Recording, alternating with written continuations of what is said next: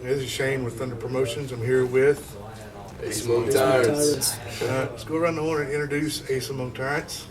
I'm Christian, I play drums. Austin Ace, lead vocals. Michael, guitar. Very cool. So, as a band, who is Ace Among Tyrants, and what is your, what do you do? Play music. Pretty much, yeah. We are the rock group. You know, we do it all. We really do.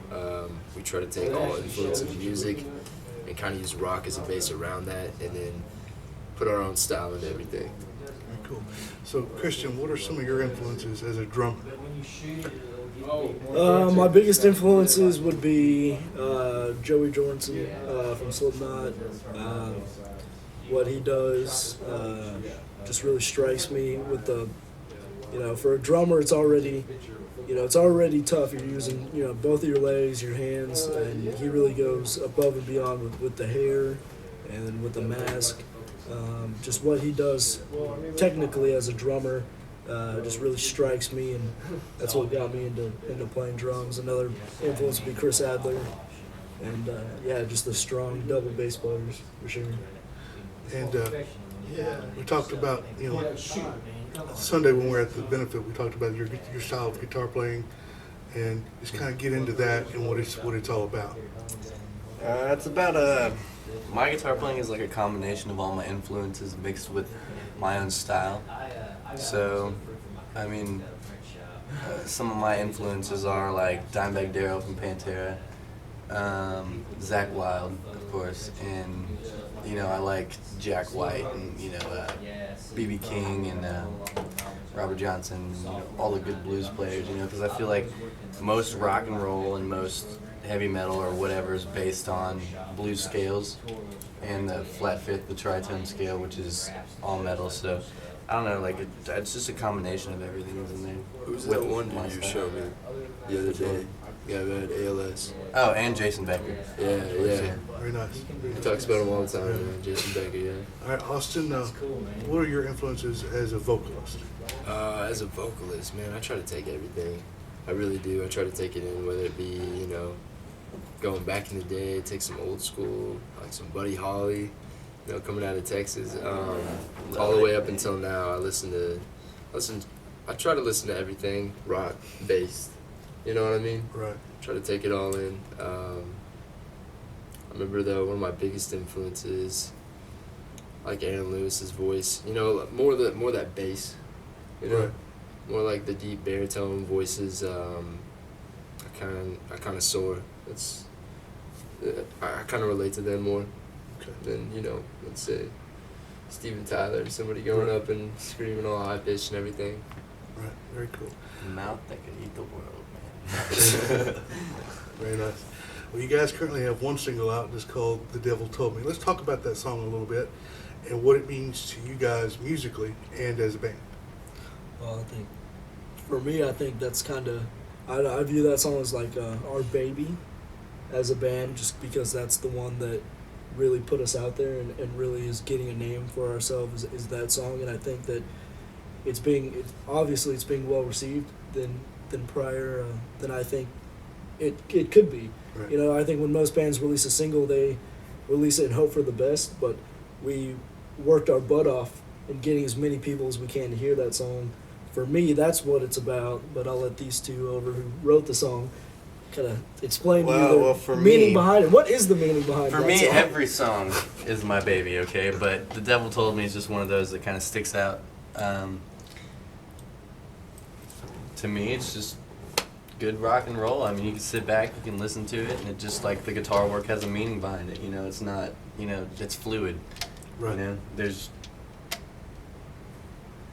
It's perfect. I don't know. But I like his work, man. Lyrically, where it's coming from lyrically, I remember Michael came to me with that riff and it was kind of heavy, man, but it had that country feel through that. And I just thought to myself, I was like, we need to do something with this. He was kind of feeling it, but he wasn't like, he's like, kind of sounds country. I'm like, well, we can work with it. You know what I mean? We're from Texas, dude. Like, we can work with it. So we go out to the pool over there where he's living at, and we're just sitting out there, and I come in, Devil's No, and start up the song, and we kind of just went with it. And really, lyrically, it's about being out in the world, being on your own. It's different. It's a tough, scary place, and a lot of times you want to run home, but you got to learn to kind of push through that and make the most of what you can and go through the trials of life, Right. essentially. Very good, very good. Well, I know last Sunday when I heard it live, I'd heard it, recorded, and then last Sunday I heard it live, and it was spot on. It's hard to tell the difference between recorded and live, and I think that's what the music scene is lacking. The ability to, go to a live show and hear what you hear recorded, and you guys pulled it off real well. Right. We tried.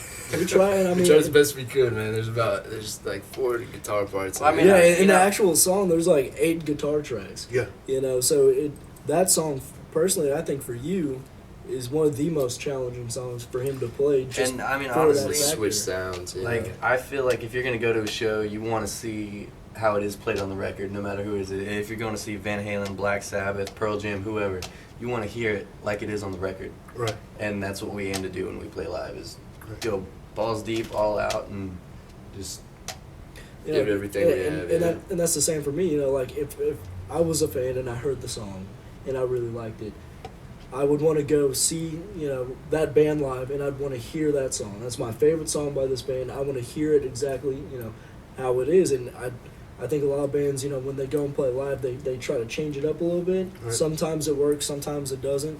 But for us, we just try to knock it out as best we can Right. from the recording, so people know, oh, that's Ace Among Tyrants when they hear that song. Well, speaking of that, I know the Friday before the benefit, there was a show that I got called about to send you guys down to Waco. Not only did you play Waco that day, but you also played Dallas previous. Let's talk about that a little bit. I mean, because that says something about your work ethic, and your ability to put yourself out there, and whenever the opportunity arises. So let's talk about that a little bit. First of all, thanks. Yeah, thanks for commenting on our work ethic. We just try, man. We do anything. We really will. We will play to. If it's just his dad's in the room, we don't care, man. We'll play that. We'll play. full venue, empty. Yeah, venue, exactly. Honestly, We do As not long care, as and as much as one we possibly person- can. as long as we can change one person with our music, that's really what it's Yeah. about.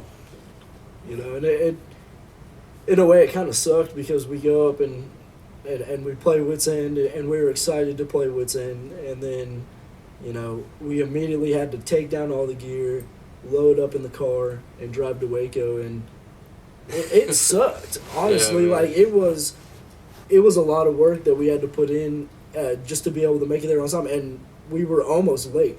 But worth it. But all worth But it, worth it, absolutely yeah, worth it. yeah, We yeah, showed yeah. up and we played our hearts out, and they loved it. Yeah. I was going to say, the venue owner called me and said that you guys were very well received, rave reviews. So thumbs up to you guys on that, and really appreciate you pulling that off, and everything. You guys just did wonderful. All right, so let's talk a little bit about what the direction is for Ace Among Tyrants. Direction we're trying to go in. Just trying to make music. Yeah, just trying to play music. Just be and- able to, eventually the get road. signed. Yeah.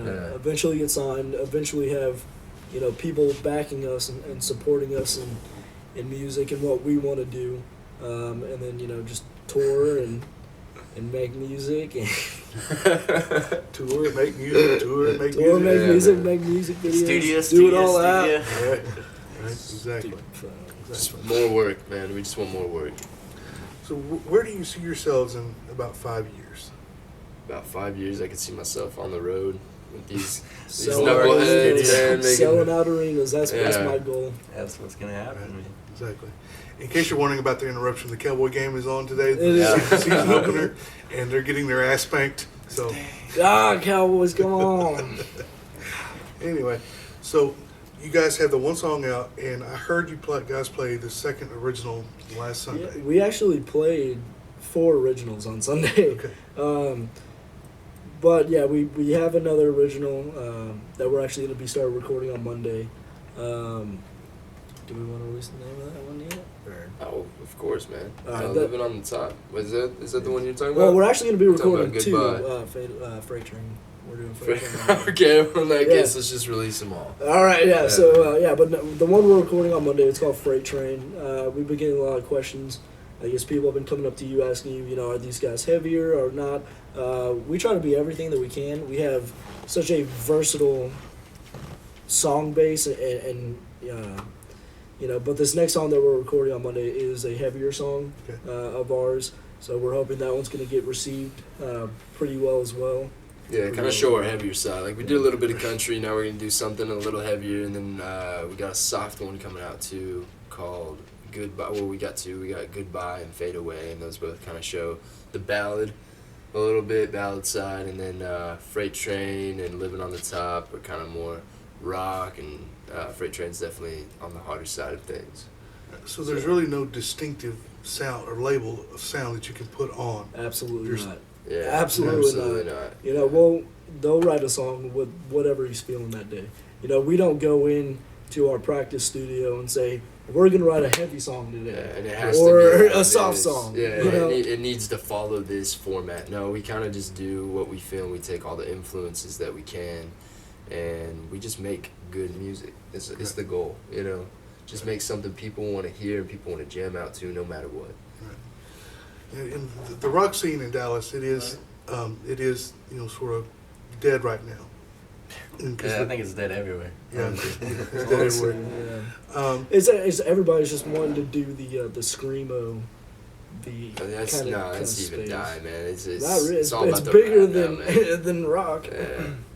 It's all I'm just about saying, rap. I want to be the ones that bring back old school and mix it with some of the new school and some of the experimental aspects that we have on our music. Like, I want to be able to Yeah. open the door to people that listen to rap, that people that listen to, like, death metal, to people that listen to, like, southern straight country. Yeah, man. Right. I want 'Cause to be back able in the to day, man, you bring had them it- all together. yeah. Back you in know? the day, you had it divided. Certain people listen to certain things. Right. Now, you go up to somebody. What do you listen to? What do you like? Everything. Right. Everybody always get everything, man. So we're trying to do that. We're trying to get everything. We're trying to take all aspects of music and throw in every influence we can. Right. And whether you hear it in The Devil Told Me or you hear it in one of the upcoming songs, you're gonna get a different spice in every single one. So And that's my thing, like, if somebody's driving along, your mood changes all the time. So you could be driving in your car, you could be feeling great, something good just happened, you got a raise at work or something, click on Living on Top. Right. You feel like you're on top of the world, and then you're having a bad day, nothing's going right, turn on Goodbye. Right. So it's one of those. it's an all around. It's one of those. Encompasses It all is emotions, everything, really. Right. and there's really, a lot of bands say that. Right. That we are everything, but literally our songs appeal to everyone. You could hate rock. You could be a rap fan and never listen to rock in your life, and then hear one of our songs and you could love it. Right. So So let's talk about where all you guys have played in DFW so far. far. Oh man, dude. Um, Are you talking about just in Ace Among Tyrants, or? Yes, just an Ace Among Let's Okay, Tyrants. just in Ace Among Tyrants. What have we done? we did Boiler Wits End. Room. Wits The End? Boiler Room was our first show as a band.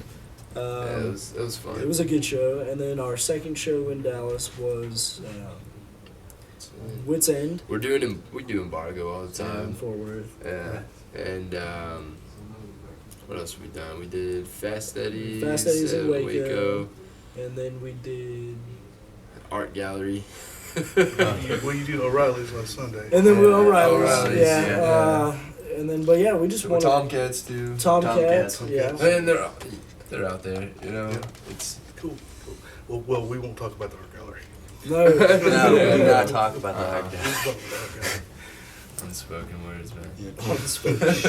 Say nothing like that. So, all right. Well, I thank you guys for this opportunity for this interview. And Thank you. Thank you. again, this is Shane with Thunder Promotions. I'm here with. Ace Ace Among Among Tyrants. Tyrants. All right. Thanks, guys. I really appreciate it. Yeah.